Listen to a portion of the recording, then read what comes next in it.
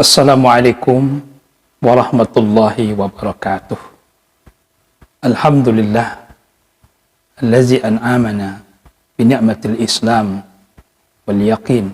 Wassalatu wassalamu ala sayyidina Muhammadin sayyidul mursalin wa ala alihi wa ashabihi ajma'in. Amma ba'du. Shaimin wa shaimat yang dimuliakan Allah Subhanahu wa taala. Di dalam Al-Qur'an ada perbandingan-perbandingan yang dibuat oleh Allah Subhanahu wa taala untuk kita, untuk manusia, sebagai pelajaran tentunya mengambil iktibar dari perbandingan-perbandingan itu. Di antara perbandingan itu adalah Allah Subhanahu wa taala membandingkan dunia ini dengan air yang turun dari langit.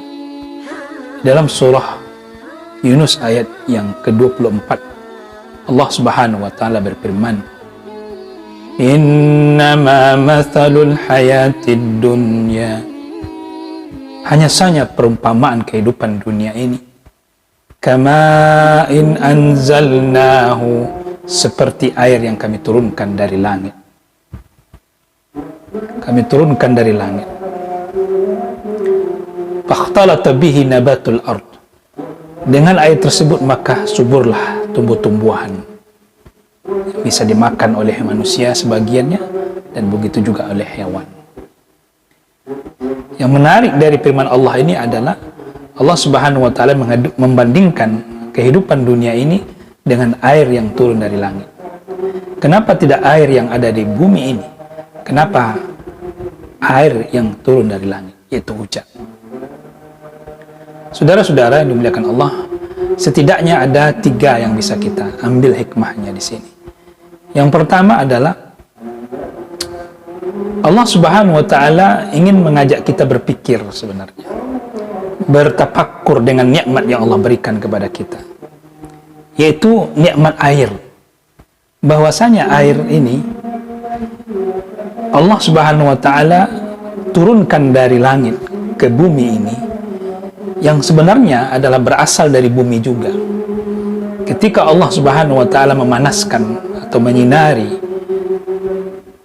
air laut dengan matahari, kemudian air laut itu menguap dan naik sehingga terkondensi menjadi pecahan-pecahan uap udara, dan kemudian turun menjadi air, dan sehingga sampai ke pepohonan, ke daun-daunan, dan terus masuk ke bumi. Itu pertama kita, dan sampai air itu ke kita dalam bentuk kemasan botol dengan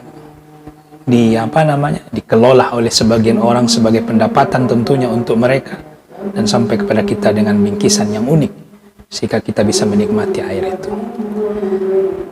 Kemudian air yang Allah turunkan dari langit itu ke kita, ke bumi ini, prosesnya itu sangat mudah. Artinya kita tidak perlu berusaha, kita tak perlu repot-repot, dan Allah yang langsung menurunkannya itu ke bumi ini.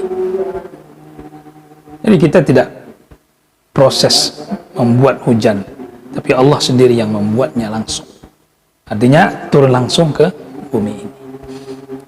Yang kedua, hikmah yang bisa kita ambil adalah dari Allah memberikan perbandingan ini, bahwasanya air itu yang turun dari langit, dia akan pergi kemana saja, dan dia tidak menetap. Bisa ke tempat negeri si A, si B, si C, dan begitu. Ke tanah A, sana B, sana C, begitu. Di mana saja. Nah, ini menunjukkan bahwanya kehidupan di dunia ini adalah kehidupan yang tidak menetap. Kehidupan di dunia ini adalah kehidupan yang akan berubah, akan mengalami dinamika, dan tentu akan menuju ke tempat yang lebih tepat lagi dan abadi. Yang ketiga, hikmah yang bisa kita ambil pada perbandingan ini adalah bahwasanya Allah Subhanahu wa taala turunkan air dari langit itu ke kita dengan kadar yang baik, dengan kadar yang sesuai dengan kebutuhan kita. Kalau seandainya air yang turun itu tidak sesuai dengan kebutuhan kita, artinya yang mengakibatkan banjir, yang kemudian turun dengan cara yang seperti air galon ya, sehingga akan menghancurkan atap rumah kita, akan terjadilah satu yang tidak kita inginkan, yaitu akan terjadi kerusakan. Nah, begitu juga dengan kehidupan dunia ini. Kalau kehidupan dunia ini kita jalani dengan sesuai dengan kebutuhan yang syar'i, kebutuhan yang diridhai oleh Allah Subhanahu wa taala, tidak berlebihan sehingga tidak menuruti hawa nafsu kita, maka tentu kita akan selamat menuju kepada akhir kala. Maka saudara-saudara yang dimuliakan Allah Subhanahu wa taala, Allah mengibaratkan dunia, kehidupan dunia ini dengan turunnya seperti air hujan. Maka sebenarnya kita mengambil pelajaran di situ. Yang pertama, bahwasanya air hujan itu adalah mudah. Air yang turun dari langit itu adalah mudah yang diberikan oleh Allah kepada kita tanpa kita usaha dan segala macam.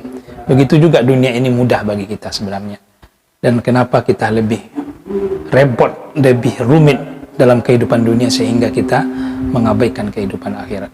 Yang seharusnya bagi seorang yang beriman itu adalah menanamkan kehidupan akhiratnya, karena akan menyusul kehidupan dunia itu. Ketika orang fokus menanam padi, maka dia akan tumbuh rumputnya. Tapi sebaliknya, kalau dia fokus menanam rumput, maka tidak akan tumbuh padi. Begitulah kita kehidupan dunia ini. Kalau kita fokus kepada akhirat, maka tentu akan Allah mudahkan, kita akan mendapatkan bonus-bonus itu. Jadi visi kita tetap akhirat. Tapi ketika kita mendapatkan kenikmatan dunia, ini adalah bonus sebenarnya. Yang kedua, bahwasanya kita tidak selamanya di muka bumi ini. Kita akan terus berhadapan dengan hari yang setelah dunia ini, yang merupakan hari tempat kita yang sebenarnya. Dunia ini tidak abadi, akhirat adalah abadi. Dunia 70 tahun, 80 tahun, itu pun bonus, tapi yang namanya kehidupan akhirat itu lebih abadi. Makanya kata Sufyan Ats-Tsauri mengatakan bahwasanya i'mal li dunyaka ma tabaqa biqadri ma tabaqa fi. Engkau beramal di duniamu dengan kadar usia yang Allah sisakan untukmu.